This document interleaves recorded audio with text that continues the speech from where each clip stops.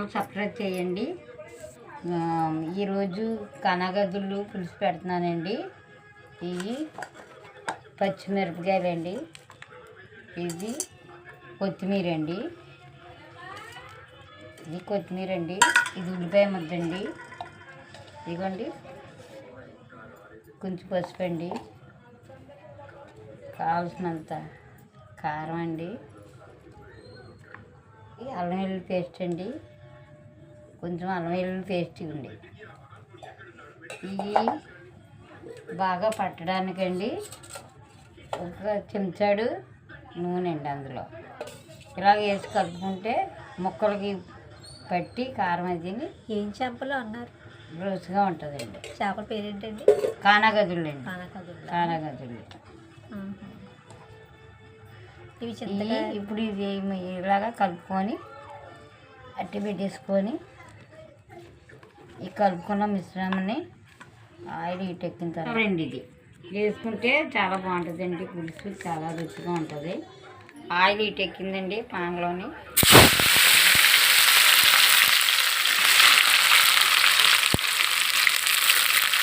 ఉల్లిపాయ ముద్ద ఎర్రగా వేగాలండి. వేగిన తర్వాత ఉప్పు వేసుకుంటే బాగుంటుందండి. వేగి బాగా రుచిగా ఉంటుందండి. తగినంత ఉప్పుగా ఉల్లిపాయ వేగింది కదండి, ఇప్పుడు ఇందులో వేసేస్తున్నామండి.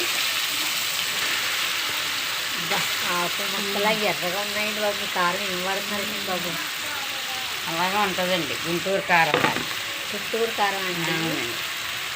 చాలా టేస్ట్గా చేపలు పులుసు తింటే మరి నీళ్ళు కారాలి నోట్లో నుంచి. చింతపండు పులుసు వేస్తున్నాను చూడండి.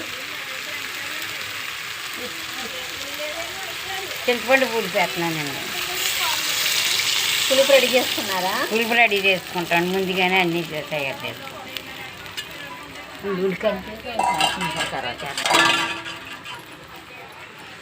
చూడండి ఇలాగ ఒకసారి గరిటెట్టు కలుపుకుంటే చాలా కూడా నోట్లో చాలా బాగా మరుగుతుంది. ఏకంగానే చాలా అందంగానే చాలా రుచిగా ఉంటుందండి. మీరు కూడా మా కాకినాడ కానగదుళ్ళండి. ఇవి చేపల పులుసు అదిరిపోతుందండి. మీరు చూసి మీరు కూడా తిని.